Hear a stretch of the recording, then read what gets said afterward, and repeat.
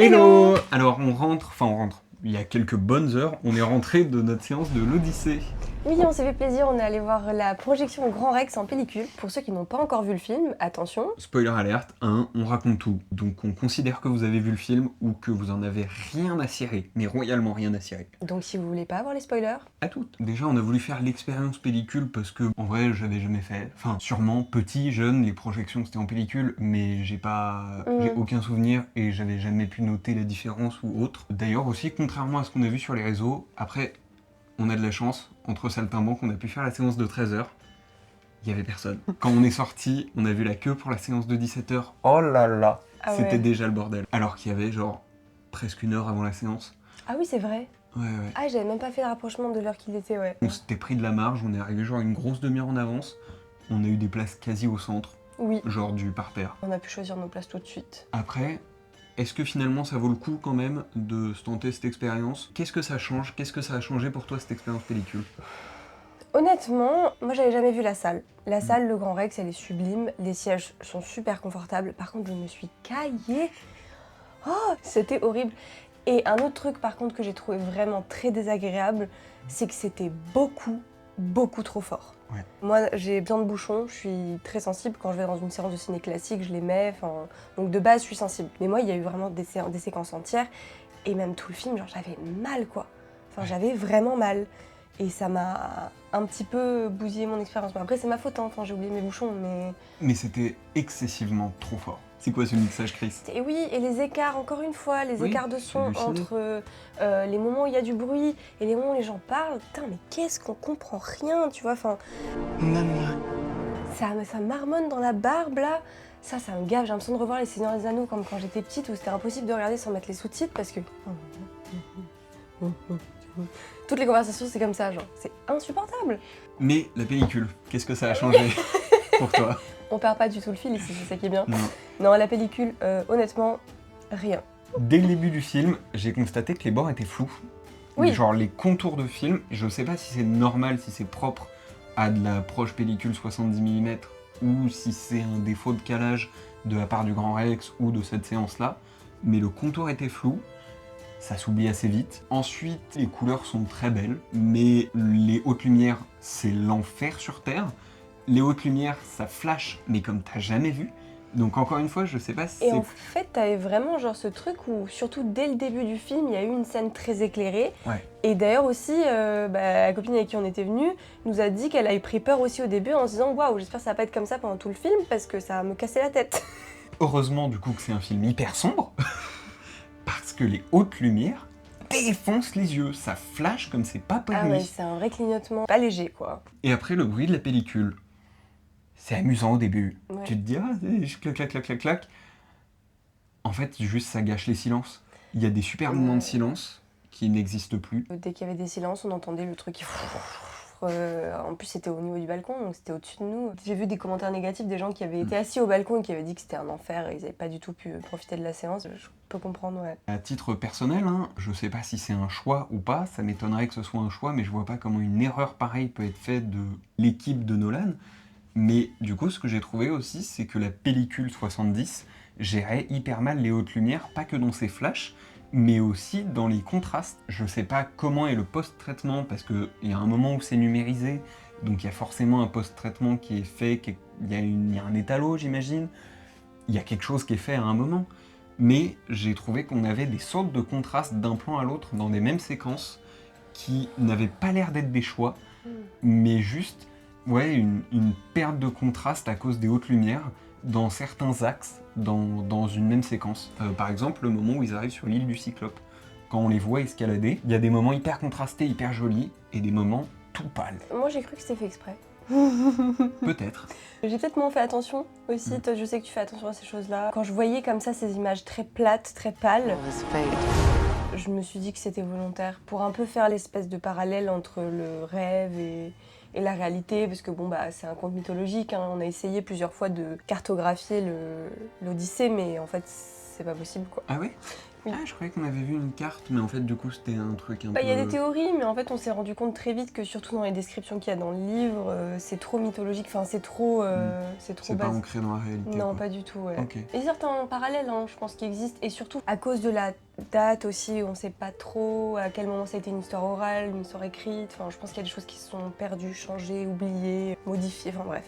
Je comprends, mais du coup, j'aurais compris cette histoire d'aplatir pour faire un côté onirique si c'était des séquences. Mais là, c'est vraiment juste genre des enchaînements de plans où on les voit gravir une montagne ou un sentier. Et les plans où il y a plus de ciel, et bah c'est sur Aix.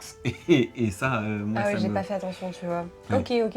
Et vu que c'est un film expérience, parce que, alors pour l'instant, on vous a parlé uniquement technique, mais on va faire un peu un débrief aussi, comme d'habitude, du film en lui-même, mais il y a moins à dire. Oui. Il n'y a pas un immense scénario. C'est vrai que je suis sortie là, je me suis dit, bon, je vais moins parler.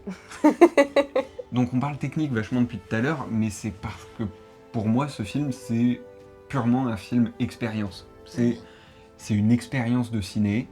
Nous on a fait le choix de l'expérience pellicule. Il y a des gens qui vont être hyper déter et qui vont faire le choix de l'expérience IMAX en allant jusqu'à Montpellier.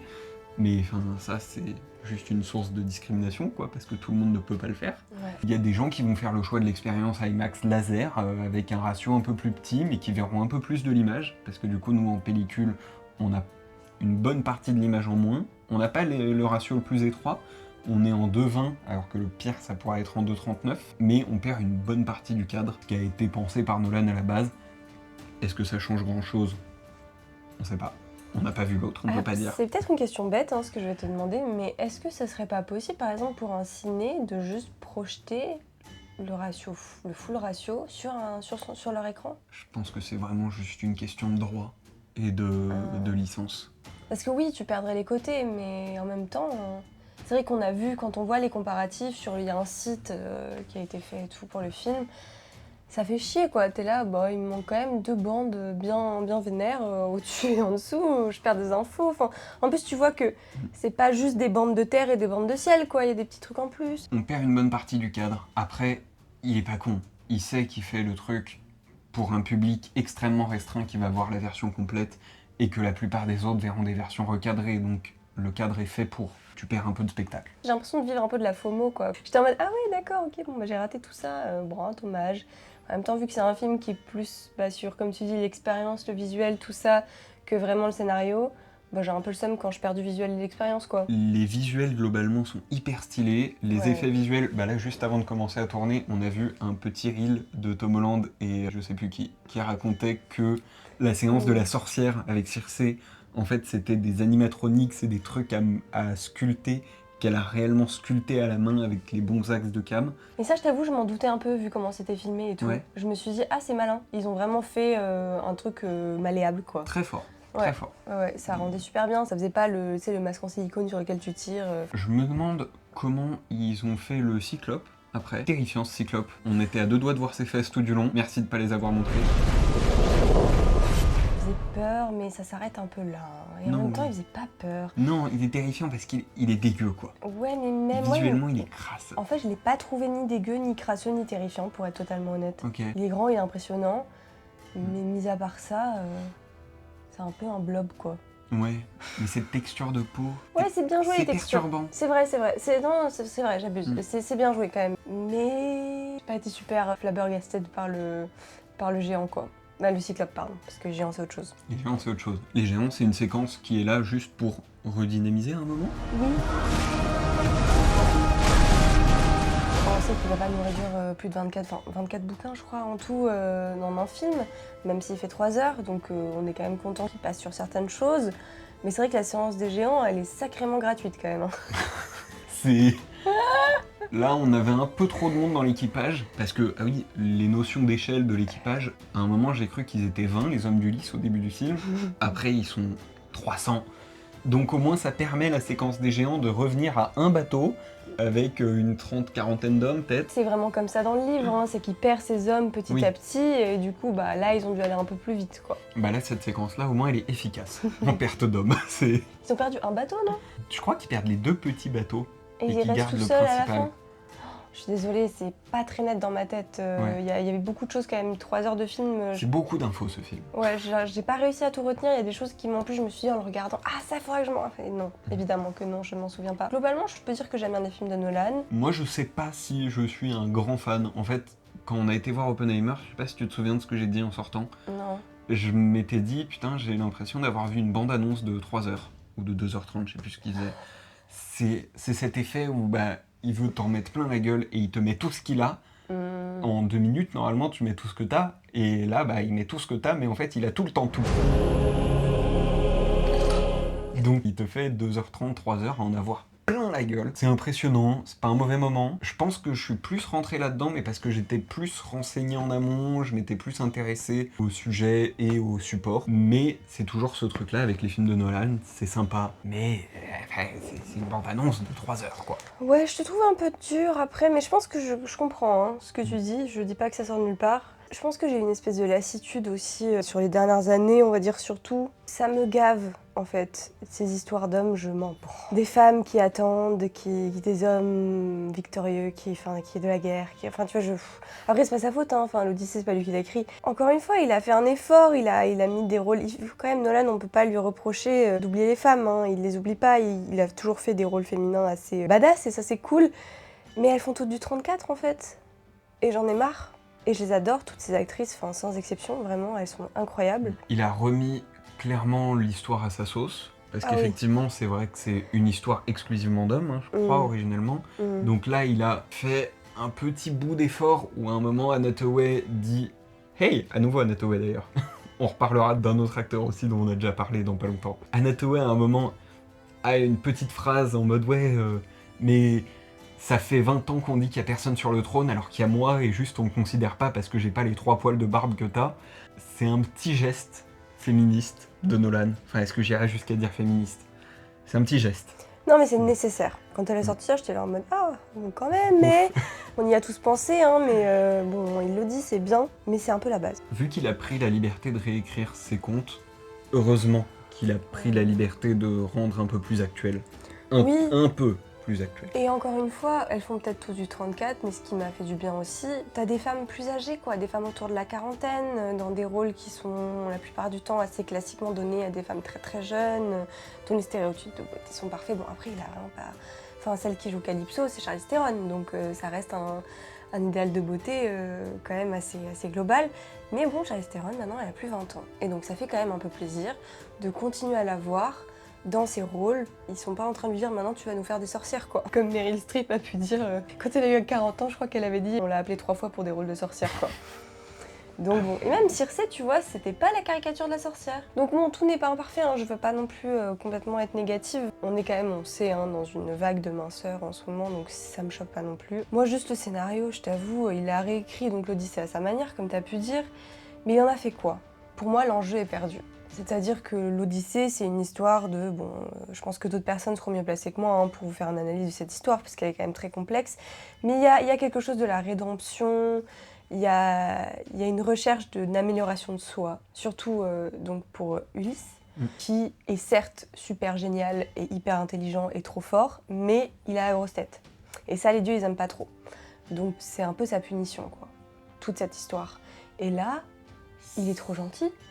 Ouais, c'est abordé en fait, mais d'une étrange manière, où effectivement, il est vraiment présenté comme cet être bon et gentil, et juste, il a le regret dans cette conversation avec sa femme à la toute fin, où il dit ouais mais et si il s'était perdu et il avait changé, parce qu'il a utilisé de la ruse et il a violé la loi de Zeus, et il a fait des choses condamnables et qu'il faut vraiment pas faire, et qu'il regrette et que c'est pas bien ce qu'il a fait. Donc là, il a ce moment de regret, où on comprend qu'effectivement, du coup, tout ce qu'il a fait était mal, mais il est vraiment présenté en héros, où vraiment il est imbattable, il est magnifique, mais là vraiment il est intelligent et fort et gentil. Il est extrêmement gentil. Mais depuis le début. Depuis donc le ça début n'a du aucun film. sens, parce que même la scène avec le cyclope à la fin dans le livre, ce qui fait qu'il perd une bonne partie de ses hommes, c'est pas juste parce qu'il envoie une petite flèche. C'est parce qu'il a la grosse tête et il peut pas s'en empêcher, son ego du coup fait qu'il lui dit qui il est, quoi. Il crie son nom, il dit voilà, c'est moi qui t'ai battu. Après, ça pour le coup, c'est retranscrit en fait, c'est un peu bâtard parce que c'est ramené de temps en temps. Mm. Là par exemple, sur cette scène-là, il renvoie une flèche hyper gratuitement au Cyclope, Mais oui. qui fait qu'il repère quelques hommes en plus. Il y a des bouts d'ego qui débordent, on se dit mais what the fuck, pourquoi il fait ça? Et Mais à la c'est- fin on se dit ah oui c'est son ego. Mais oui, mais c'est pas assez ancré Mais ouais, dans le personnage. Du coup, nous, en tant que spectateurs, on voit ça, on comprend pas. c'est des cheveux sur la soupe à chaque fois. C'est cette flèche, j'ai plus trop de les autres exemples, mais il y en a quelques-uns des moments comme ça. Ouais, c'est vrai que moi aussi, ça me sort un peu de la tête. Hein. Désolée, c'est pas hyper précis. Ce personnage, il faut qu'on le voit évoluer. Et pas juste parce qu'on nous dit, regardez, regarde ce qu'il fait, et maintenant regarde ce qu'il fait plus, et regarde ce qu'il a dit. Non, un acteur, il peut nous montrer cette évolution-là par plein de subtilités. Et je sais pas ce qui s'est passé. Je sais pas si c'est au niveau de la direction. Parce que bon, bah quand même, Matt Damon, c'est un très bon acteur. Je pense qu'il est tout à fait capable de nous montrer ce genre d'évolution. Je sais pas. Un des autres moments où on se dit Mm. ah oui c'est vrai il a un peu la grosse tête, c'est quand Circé lui dit que tous ces hommes vont mourir sauf lui et qu'il doit pas défier les dieux. Là il se lève en disant je défie les dieux. Et c'est vrai que là tu te dis ah un peu trop d'ego quand même. Oui, mais c'est encore, encore pour sauver petit. ses hommes, et Mais ça c'est- fait de lui une très bonne personne parce qu'il dit mais enfin je peux pas laisser mes hommes mourir quoi. C'est ça, Là c'est plus comme un discours d'espoir un peu en mode je vais y arriver quoi, complètement. parce que j'ai les bonnes intentions. Ce qui est adouci et gentillifié dans tout ça, c'est ces hommes. Dans l'histoire originale, ils pillent, ils violent des femmes. Enfin, c'est des soldats laissés libres, en plus qui ont gagné une guerre, donc qui sont totalement intouchables, qui se croient tout permis. Et c'est ça qui va causer leur perte. Et malgré le fait que lui va essayer de les sauver, bah, il va pas y arriver parce qu'ils vont beaucoup trop loin. Et en plus, même quand il essaie de leur mettre des limites et qu'il leur dit qu'on l'a prévenu et que c'est comme ça qu'ils vont mourir, ils comprennent pas. Et là, juste dans le film, bah, ils sont un peu choupinous. Ils écoutent pas, ils se rebellent un peu, mais jamais méchamment. Le seul moment où ils se rebellent vraiment, c'est quand ils mangent les bêtes qu'on leur a dit de pas manger, et qui du coup signent leur glas, sonnent leur glas. Il y a un moment aussi, à la fin, à nouveau, il me semble, quand ils réalisent, où on capte cet esprit belliqueux qu'ont tous les hommes, où il dit « mais j'ai vu ces 10 ans de frustration s'abattre en une nuit quand on a pris 3, et tout ça c'est ma faute », et c'est son moment de regret, hein. C'est vraiment le moment où ça cristallise ce qu'on dit, mais qui était normalement le propos du Mais en fait, c'est ça, c'est pas parce que tu nous le dis que d'un coup, nous, en tant que spectateurs, on va dire ah, ok. Genre, si c'est pas ce qu'on a vu, moi, je suis désolée, ça marche pas. En tant que spectatrice, je me dis juste, bah ouais, enfin, c'est la guerre, quoi. En fait, je comprends pas qu'ils sont allés trop loin. Mais si je connais l'histoire de l'Odyssée, je sais. Mais si je la connaissais pas et que je voyais juste le film, c'est pas parce que tu nous dis, eh oh, ils sont allés trop loin, hein, et que tu nous montres des scènes de guerre atroces, immondes, on est bien d'accord, mais qui sont comme n'importe quelle autre scène de guerre, que d'un coup, nous, on va comprendre qu'ils ont mérité cette punition divine. Là, juste, on se dit, bah ouais, ok, les dieux, ils sont juste un peu acharnés sur eux parce que, voilà, ils ont décidé qu'ils aimaient pas qu'ils aient pris 3 en se cachant dans un cheval. Mais du coup, oui, il faut connaître l'histoire de l'Odyssée, donc ça, c'est un peu dommage. Faut que tu nous le montres, faut que ça marche. Le cheval, ils ont voulu nous faire un truc un peu nouveau. Moi, j'ai trouvé ça plutôt pas mal. Le fait qu'il l'ait mis à la verticale et puis à Oui. 4 pattes sur des roulettes. C'est ça, que ce soit un vrai objet à traîner et tout, parce que du coup, il y a un truc où tu te dis, bon, comment est-ce qu'il est arrivé là Ça a créé des scènes un peu stylées où il traîne le cheval, enfin, c'est beau, quoi. Et visuellement, vu que c'est un film, comme tu dis, ou d'expérience, ça fait partie de l'expérience. Par contre, le coup de, quand la marée, elle monte, on en a 2-3 qui se sont noyés au fond, mais pourquoi vous l'avez posé là où il y a la marée? C'est vous qui l'avez construit? Posez-le un peu plus haut sur la Posez-le un peu plage. plus haut. Et en plus, on voit bien que vous n'êtes pas collés comme des sardines à l'intérieur. Enfin, je sais pas, vous poussez tous en haut, vous montez les gars, vous laissez pas les deux en bas se noyer dans le caca. Enfin, c'est quoi ce délire? Oui, il amène un petit côté. Toi, ça t'a pas dérangé? Moi, j'aurais pensé que c'était trop dans l'autre H, où il aime bien amener ce petit truc de c'est gore et il montre comment c'est vraiment, quoi. Moi, je trouve qu'il le dit, mais il le montre pas. Peut-être que du coup, je me le suis imagé moi. Même le cyclope, quand il mange les gens, c'est pas particulièrement gore. Ouais, c'est vrai. Mais parce que donc, ce qu'on dit dans le cheval, c'est qu'à un moment, il dit ouais, et puis ils étaient là, et pendant des jours, on a baigné dans la merde et dans la pisse. Mais effectivement, c'est dit, c'est montré qu'ils sont crasseux, mais c'est pas accentué. Ça participe peut-être, même si ça me dérange moi un petit peu, à t'amener dans le réalisme et à t'emmener vraiment dans l'histoire, parce que je trouve que quand même le film t'emmène, pour le coup. Le Oui. film te prend, t'es vraiment dans l'histoire, t'es avec eux. J'ai même versé ma petite larmichette au moment où il se retrouve avec sa femme et où elle capte que c'est lui après ses 20 ans d'absence. Non, mais ces acteurs Et sont exceptionnels. C'est ça. Là, on parle souvent du jeu et là, tout le monde est excellent. Anna Tawai. J'ai eu des réserves au début. J'ai eu des limites au début. Non mais on va Et le virer. après... Non mais après oui, si, elle est super, ils sont tous super. Ils sont tous super, tout le Et monde il est Spider-Man super. il est super. Et Tom Holland était super touchant dans le rôle du fils. Pas évident comme rôle en plus. Il aurait pu vraiment passer pour un petit chouin-chouin et ça n'a pas du tout été le cas. Zendaya en Athéna aussi, ça marche. Enfin, je sais pas, elle est super. Je l'adore. Elle ne peut pas faire mal. Zendaya elle est super. C'est bien. Et notre petit bouquet mystère du dernier film qu'on avait vu avec Zendaya est Robert Pattinson, notre acteur préféré du moment, le pauvre. En fait, c'est pas son année, quoi. C'est son année, mais c'est pas son année. Là, en 2 films, il a vraiment le rôle du crasseux, du pauvre type. Il nous fait pitié. Quel con, mais Franchement, il le fait. ça se voit qu'il se fait plaisir. Ouais, mais il le fait si bien. Ouais. Mais il a pas le beau rôle, quoi, là. Oh là là. Non, mais ça lui va parfaitement. Hein. Franchement, c'est toujours agréable de voir des acteurs nous montrer des choses différentes bien, comme ça. Parce que lui, il le fait bien, du coup. Hein, sinon, on serait pas content. Mais oui, ça lui va très bien. Il avait le rôle du jeune premier tout le temps. Eh, ça y est, fait le méchant un Là, peu. ça lui va bien, le jeune dernier, quoi. Ouais. Non, Petit vicieux. Qui l'eût cru? La figure d'Agamemnon, elle est intéressante. Parce que il ne montre jamais son visage et c'est cette espèce de figure un peu toute puissante. Et d'ailleurs, il est sur l'affiche du film et tout, hein, c'est lui dont on voit le casque, etc. Tu disais qu'il avait pas ce rôle du grand méchant qu'il est censé être. Non, c'est un article qu'on a entendu. Il nous disait qu'il avait été un peu soft. Ah oui, non, Agamemnon, c'est un méchant. Hein. Enfin, il a sacrifié sa fille. Si sa femme le tue, c'est pas pour rien. Enfin, personne ne l'aime. Hein. C'est vraiment pas une bonne personne du tout. Et là, on n'en parle pas. Encore une fois, perte d'enjeu dans ce film. Il y a donc le fait que Ulysse et son équipage et ses hommes, bon, ils sont pas très méchants. Donc on comprend pas pourquoi il leur arrive tout ça. Aussi, Hélène, d'un coup, elle nous sort que la femme d'Agamemnon, c'était sa jumelle. Donc c'est elle qui joue aussi. Tout le concept de Hélène de Troie, c'est que c'est la femme la plus belle du monde. Si on a deux, il se passe quoi en fait? Parce que dans la mythologie grecque, c'est pas sa sœur jumelle, c'est sa demi-sœur. Rien à voir. Après, je trouve ça intéressant que cet enjeu-là soit enlevé parce que c'est pas juste on se bat pour les femmes objets. Mais Là. il est pas enlevé, elle dit elle-même en plus à la fin au fils d'Ulysse et elle lui dit je suis désolée de tout ce qu'ils ont fait en mon nom. Et donc non, l'enjeu il est pas perdu. Et d'ailleurs ils le disent à un moment, ils évoquent le fait que Hélène soit peut-être soit elle a été enlevée, soit elle est partie avec, on sait pas trop quoi. Moi en soi, en tant que spectateur, voir Lupita Nyong'o plusieurs fois dans plusieurs rôles, aucun problème. Juste pour l'enjeu du film, ça marche pas. Pour moi, ils le disent, elle est l'excuse des guerres d'Agamemnon, mais c'est peut-être pas le vrai enjeu. Le vrai enjeu, bah là, l'autre truc qu'ils disent, c'est le contrôle des routes commerciales. Finalement, il n'est pas adouci en fait sur Agamemnon. Il n'a pas besoin d'excuses. Il a tout qui fait de lui un méchant. Pour moi, il est vraiment pas adouci. On le voit pas, mais on le voit sacrifier sa fille bébé, et après, on le voit pas parler. Et c'est Dark Vador.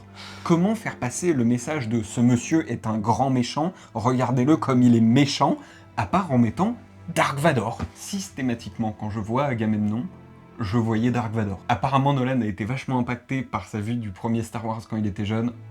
Ça se voit. Il n'y a pas de débat, c'est Dark Vador, c'est le même personnage. Toujours de dos avec sa grande cape, il parle très très peu, on voit pas son visage. Il est systématiquement au centre, devant son armée, et après il bouge pas et son armée part. C'est Dark Vador. Ok, je comprends. Donc pour moi, il n'est pas adouci, il est juste passé au second plan parce que c'est pas le sujet du film. Ok. Mais comment nous faire comprendre que c'est lui le grand méchant de l'histoire? Bah on en fait Dark Vador. Et franchement, bah ça marche, c'est pas poussé très loin, mais pour moi ça marche ça. Ouais, et après ils essayent de pousser dans la métaphore poétique de c'est la fin de l'âge de bronze, finalement ce qu'a engendré Ulysse, en commettant une trahison comme ça par rapport à la loi de Zeus où ils se sont fait passer pour une offrande et en fait c'était juste pour rentrer dans la ville et ouvrir les portes, entraîne et a engendré cette fin de leur civilisation telle qu'ils la connaissent. Mais c'est très superficiel quand même tout ça. Hein. C'est un film qui est fait par un passionné de cinéma, qui fait des expériences, quoi, qui essaye des nouvelles choses, mais qui est pas vraiment un scénariste, quoi. J'y suis pas allée pour l'histoire, et clairement j'ai pas été étonnée. On y allait pour l'événement et l'expérience. Oui, c'est ça, réelle perte d'enjeu, mais vraie expérience de cinéma. Genre c'est un truc, tu veux te faire un film où tu vas passer un bon moment, où tu vas te faire prendre par l'histoire, tu veux aller au ciné pour voir un truc qui vaut le coup. Qui te sort un peu de ton quotidien parce que c'est pour ça que tu vas au ciné et que tu vas pas souvent au ciné, oui, c'est la bonne expérience, c'est une bonne occasion. Et oui, en plus, ça dure 3 heures et j'ai pas vraiment vu le temps passer. Hein. Ouais, Et d'ailleurs, alors que moi j'ai notre tendance à pote, vite pareil. m'endormir au ciné en plus. Ouais. Alors là, on ne peut pas s'endormir avec le niveau sonore. Ah non, mais Ça- ça par contre, j'ai eu tellement mal aux oreilles, c'était horrible. Pour revenir sur les personnages aussi, Ulysse, cet archer, qui a une Gatling visiblement à la place d'un arc, puisqu'il abat des armées pendant la scène où ils ouvrent les portes de l'intérieur. Il tire toutes ses flèches comme une arbalète. Et c'est vrai qu'il tire tout un peu mollement, Trop bizarre. mais il tire à une vitesse avec une quantité de flèches où la scène où ils vont ouvrir les portes depuis l'intérieur de Troie, il abat une armée pendant que tous ses collègues ouvrent les portes. Et lui, il les défend tout seul contre tous les Troyens. Après, ça, c'est le main character syndrome. Enfin, Oui, c'est ok, mais- tu vois, j'accepte ça. Mais là, le niveau de héros grec, encore une fois, on y est bien, quoi. Ouais. Là, il y a... Mais c'est drôle, c'en est presque drôle, en fait. Il y a beaucoup de moments où la pression redescend par des trucs qui... Je sais pas si c'est fait exprès, mais je pense que oui, parce que les gens sont pas débiles. Beaucoup de trucs qui en sont des gags, en fait, tellement c'est trop sérieux ou too much, et ça devient des gags, et on tape une bonne barre. Ce genre de moment-là, dans des banquets, où il se passe encore des horreurs avec les prétendants complètement débiles, où il me semble qu'il y a des moments où ça en devient des gags, et À la fin, où t'as un prétendant qui ouvre la bouche pour parler et il se prend une flèche direct dans la gorge, ça c'était pas mal. Non mais oui, mais clairement, il y a des moments où on s'est bien marré. Après, je pense qu'on pourrait en parler longtemps, il s'est passé beaucoup de choses. Mais mon expérience est positive, je suis très contente d'être allée le voir. Par contre, le fait d'avoir oublié mes bouchons, ça m'a vraiment niqué mon expérience. Parce que là, c'était beaucoup trop. J'ai encore mal aux oreilles et ça fait plus de 6 heures que c'est fini. On va voir des gens qu'on aime bien à l'écran et ils font bien ce qu'ils font. Donc moi, il n'y a pas de regret. Et je découragerai pas les gens à y aller, c'est cool. Et il faut des films comme ça pour remonter un peu l'engouement des ciné. c'est vrai qu'on fait partie du problème, on n'y va pas beaucoup, et le ciné se meurt, c'est bien de faire bouger les gens pour aller au ciné. Et ça nous a fait bouger pour aller au ciné. Comme cette chaîne d'ailleurs. Soyons honnêtes avec nous-mêmes, si on va au ciné aussi, c'est parce qu'on aime bien en parler. Et du coup, là, nous, on est content d'en parler ici avec vous, on est content d'en parler avec nos potes. C'est parfait, que demander de plus, quoi. Parce que ça, c'est le phénomène, un peu comme il y a 3 ans. C'était il y a 3 ans, Oppenheimer? Je sais crois que plus. c'était il y a 3 ans. Mais ça va être un peu le phénomène, je pense, comme il y a 3 ans, de tout le monde aura vu ça et tout le monde va parler de ça sur les quelques mois à venir. Au début, en fait, on parlait d'aller le voir en 70 mm pellicule pour voir l'expérience pellicule Ah oui. et potentiellement retourner le voir en IMAX laser pour voir le plus grand cadre. Est-ce qu'on le ferait? Non. C'est cher en fait. Les séances IMAX laser coûtent 24 balles, 23 balles à Paris, alors que c'est juste un écran plus grand, il n'y a pas d'installation spéciale. Oui, et en plus, pour C'est- ce qu'on gagne sur le cadre, parce que c'est pas le véritable format full comme à Montpellier et ce qui avait été filmé. Franchement, non. Je pense que ouais, on a 10% d'infos en haut et en bas en plus, l'expérience vaut pas le coup. Je vous conseillerais pas de perdre votre argent là-dessus. Après, si ça vous fait plaisir, Ouais, enfin, c'est une petite expérience pour Nerd It Out. Bah là, moi, je suis en train de vous préparer une vidéo qui sera malheureusement sans Mélina parce qu'elle part en vacances avant moi, sur les formats, et je pense que même pour ça, j'ai pas spécialement envie d'aller revoir l'Odyssée en IMAX. Peut-être si c'était le plein format à côté de la maison. Pour moi, ça vaut pas le coup, et pourtant, je suis en plongée dans ces questions de format, mais ça m'a quand même pas assez motivé pour aller me le taper 2 fois. la pote avec qui on allait voir le film, elle a dit un truc que j'ai trouvé assez pertinent. Elle trouve que Nolan fait des films qu'il faut voir plusieurs fois. Et je suis d'accord avec ça, dans le sens où le Dark Knight, par exemple, la trilogie, je l'ai revu plusieurs fois et à chaque fois j'ai vu des nouvelles choses. Et je pense que l'Odyssée, ça sera pareil. Donc peut-être que dans quelques temps, on va vouloir le revoir. Juste aller là, maintenant, dans la semaine ou dans le mois, se refaire une séance, non. Je sais pas aussi la version qui sortira après, si c'est en VOD sur les plateformes ou... J'espère qu'ils mettent la version 1.43, donc avec tout le format. J'ai pas fait attention sur d'autres films qu'on a pu voir avec de l'IMAX, comme Sinners. Je sais plus s'il y a ce changement d'aspect quand on l'a vu sur Canal. Ah oui, c'est vrai, je me souviens pas. Sinners, au passage, qui est la première chef-op femme à avoir l'Oscar de la meilleure direction de la photo. Bravo. Notre petit moniteur de retour que vous nous voyez regarder un peu trop a plus de batterie. Et c'est pile le moment où on était en train de se dire qu'on va conclure. Merci d'avoir passé ce petit moment avec nous. Comme d'habitude, n'hésitez pas à vous nous dire ce que vous avez pensé de ce film, parce que je pense qu'on va tous en parler pendant un petit moment. Et si pour vous, il y a une réelle différence, Si vous êtes même vous-même à les comparer, n'hésitez pas à nous dire ce que ça a changé pour vous en commentaire. Et puis n'hesitez pas à poser votre petit like et à vous abonner. Et nous, on se retrouve très bientôt pour une prochaine vidéo. salut! Ciao ciao. Gros bisous. They're pining for a daddy you didn't even know, like some sniveling bastard. J'avais repensé à d'autres choses entre temps, mais j'ai perdu.